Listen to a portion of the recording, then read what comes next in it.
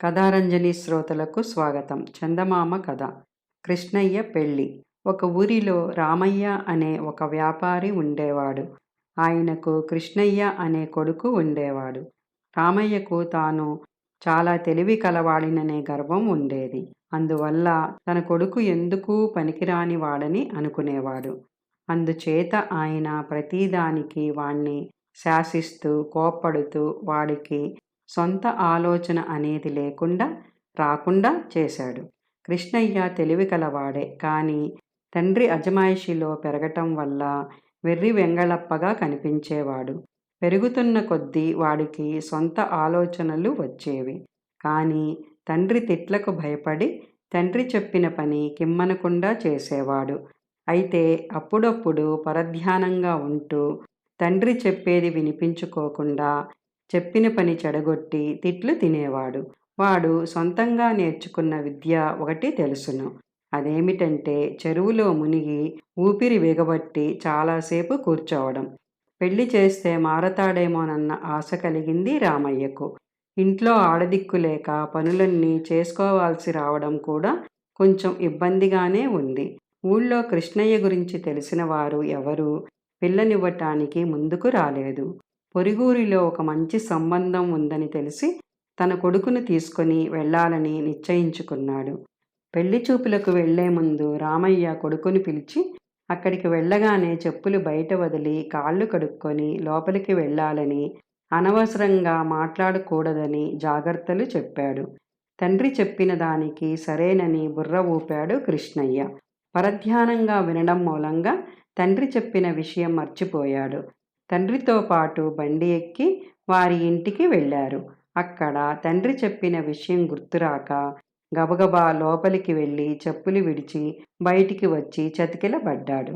పిల్ల తండ్రి కృష్ణయ్య వాలకం చూసి సందేహపడి తండ్రి కొడుకులకు పిల్లనైనా చూపకుండా మీ సంబంధం మాకొద్దని వచ్చిన దారినే పొమ్మన్నాడు. ఇంటికి వచ్చిన తరువాత రామయ్య కృష్ణయ్యను తిట్టిన తిట్టు తిట్టకుండా తిట్టి, ఇక నీకు ఈ జన్మలో పెళ్లి కాదు పొమ్మన్నాడు. తలమాసిన వాడెవడైనా నీకు పిల్లనియ్యాలి అని కసురుకున్నాడు. తనకు పిల్లనిచ్చే తలమాసిన వాణ్ణి వెతకటానికి కృష్ణయ్య నిశ్చయించుకొని ఆ రాత్రికి రాత్రే వాడు ఇంటి నుంచి బయలుదేరాడు. వాడు 3 రోజులు ప్రయాణం చేసి 4వ రోజు చీకటి పడే వేళకు ఒక కొండ ప్రాంతానికి చేరుకున్నాడు. అక్కడ ఒక గుహలో నుంచి విచిత్రమైన ధ్వని వాడికి వినిపించింది. ఆ గుహలో ఒక రాక్షసుడు నిద్రపోతున్నాడు. వాడు పెడుతున్న గురకే కృష్ణయ్య విన్నది. కృష్ణయ్య లోపలికి వెళ్ళి రాక్షసుణ్ణి చూసి వాడి జుట్టు మట్టి కొట్టుకొని మాసి ఉండటం గమనించి, నాకు పిల్లనిచ్చే తల మాసినవాడు వీడేననుకొని కృష్ణయ్య ఆ రాక్షసుణ్ణి నిద్రలేపాడు. రాక్షసుడు పెద్దగా ఆవలిస్తూ లేచి, ఎవడ్రా నన్ను లేపింది అని కోపంగా అరిచాడు. నాకు పిల్లనివ్వకుండా పడుకున్నావేమిటి? తలమాసిన వెధవ, వెంటనే కట్నంతో సహా నాకు పిల్లనిచ్చి పెళ్లి చెయ్యి అంటూ కృష్ణయ్య గదమాయించాడు. రాక్షసుడికి పట్టరాని కోపం వచ్చింది. వాడు ఆ కోపంలో కృష్ణయ్యను విరుచుకు తినేవాడే. కానీ ఈలోపుగా బయట ఉన్న రాక్షసుడి పెళ్ళాం గుహలోపలికి వస్తూ కృష్ణయ్య అన్న మాటలు విని రాక్షసుణ్ణి వారించింది. ఎందుకంటే దానికి ఒక కూతురు ఉన్నది. ఆ పిల్లది చాలా స్థూలకాయం. ఎంత ప్రయత్నించినా దానికి ఈనాటి వరకు పెళ్లి చెయ్యలేకపోయింది. అందుచేత రాక్షసి వస్తూనే, ఏం రాక్షసుడివయ్యా, అల్లుడు వస్తే ఒక మర్యాద ఒక మంచి లేదు అంటూ తన మొగుడి మీద విరుచుకుపడింది. ఇంతకు పిల్ల ఏది అంటూ కృష్ణయ్య చుట్టూ చూశాడు. ఇప్పుడే విహారానికి వెళ్ళింది. ఇంకో జాముకుగాని తిరిగిరాదు. అలసి వచ్చావు, ఒక కునుకు తియ్యి అన్నది రాక్షసి. కృష్ణయ్య రాక్షసి పెట్టిన పళ్ళు తిని పాలు తాగి లోపలి గుహలో జంతువుల చర్మాల మీద శయనించాడు. శంకరయ్య పుష్టి అయినవాడు. వాణ్ణి తినాలని రాక్షసుడికి కోరికగా ఉన్నది. కానీ రాక్షసి కృష్ణయ్య పడుకున్న గుహకు అడ్డంగా కూర్చున్నది. రాక్షసి కూతురు అర్ధరాత్రి వచ్చింది. అది చేసిన హడావుడికి కృష్ణయ్య మేలుకొని తల్లి కూతుళ్ల సంభాషణ వినసాగాడు. ఇన్నాళ్లకు ఒకడు నిన్ను వెతుక్కుంటూ వచ్చాడే అన్నది తల్లి రాక్షసి. ఎక్కడా ఎక్కడా అంటూ కూతురు రాక్షసి కృష్ణయ్య పడుకున్న గుహలోకి తొంగి చూసింది. కళ్ళు కొంచెంగా తెరిచి రాక్షసి కూతుర్ని చూసి శంకరయ్య అదిరిపడ్డాడు. అది తల్లిదండ్రుల కన్నా కూడా వికారంగా ఉన్నది. కృష్ణయ్యను చూసి రాక్షసి కూతురు వెన్నపూసలాగున్నాడే అన్నది. వాణ్ణి విరుచుకు తింటావా ఏం? ఆ పని మాత్రం చెయ్యకు. వీడు తప్పితే నీకు మరొక మొగుడు దొరికే అవకాశమే లేదు అని తల్లి రాక్షసి కూతుర్ని హెచ్చరించింది. నా మాట సరే, అయ్య మాటేమిటి? మనిషి దొరికితే తినకుండా వదలడు కదా అన్నది కూతురు. అందుకే నేను బయటికి కూడా పోకుండా కాపలా కాస్తున్నా. నేను కాసేపు అలా తిరిగి వస్తా. నువ్వు కాపలా కూర్చో అని తల్లి రాక్షసి బయటికి వెళ్ళిపోయింది.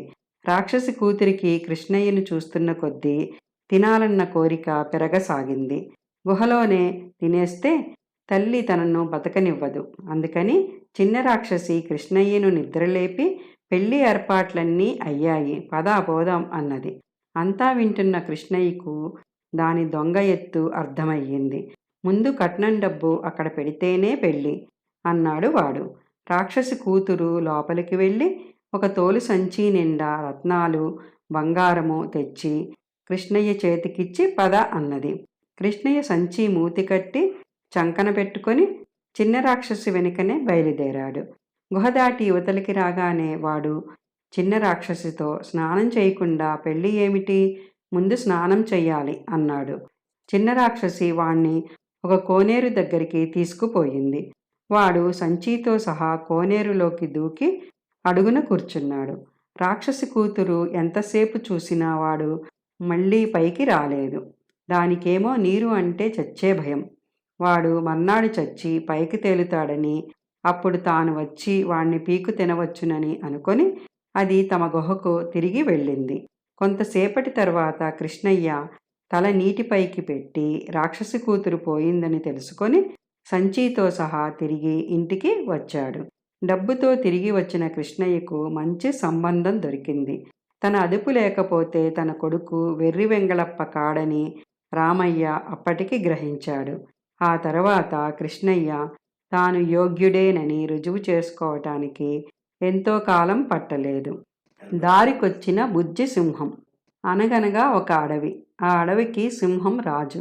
అది జంతువుల విషయంలో సమన్యాయం పాటించేది. దానికో మగ సంతానం, పేరు రుద్రం. తల్లిదండ్రుల అతి గారాబంతో అది అల్లరిగా తయారైంది. చిన్న చిన్న జంతువులను బాగా ఏడిపించేది. ఆ ఆగడాలు భరించలేక జంతువులన్నీ ప్రభు, విద్య నేర్చుకునేందుకు రుద్రాన్ని గురుకులానికి పంపండి అని కోరాయి. రుద్రం ఇంకా చిన్నపిల్లే, అప్పుడే చదివేమిటి? అయినా పిల్లలు కాకపోతే పెద్దలు అల్లరి చేస్తారా ఏంటి అని కొట్టిపారేసిందా సింహం. కొన్ని రోజులు గడిచాయి. ఒకరోజు జంతువులన్నీ రాజు దగ్గరికి వచ్చి, మృగరాజా, ఒక చిన్న జంతువు చేసిన అల్లరి పనికి జింక కొమ్ములు విరిగిపోయాయి, కుందేలు కాలికి దెబ్బ తగిలింది అని ఫిర్యాదు చేశాయి. అసలేం జరిగింది అని రాజు ప్రశ్నించడంతో ఆ చిన్న జంతువు గొయ్యి తవ్వి దానిపైన ఆకులతో కప్పేసింది. పరుగున వస్తున్న కుందేలు, జింక అందులో పడిపోయాయి అని చెప్పాయవి. జంతువు చిన్నదైనా పెద్దదైనా ఒకే న్యాయం, ఒకే శిక్ష. ఇంతకు ఆ పని చేసింది ఎవరు అడిగింది సింహం. మరెవరో కాదు, రుద్రం అంది ఎలుగుబంటి.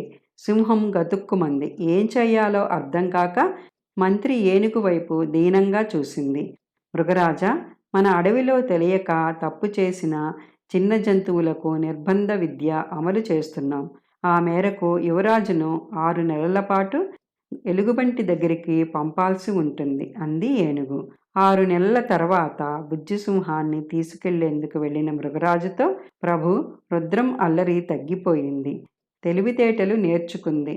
ఆ రోజు మీ బిడ్డ గొయ్యి తీసి ఆకులు కప్పటం వరకు నిజమే, కానీ అందులో జింక, కుందేలు పడలేదు.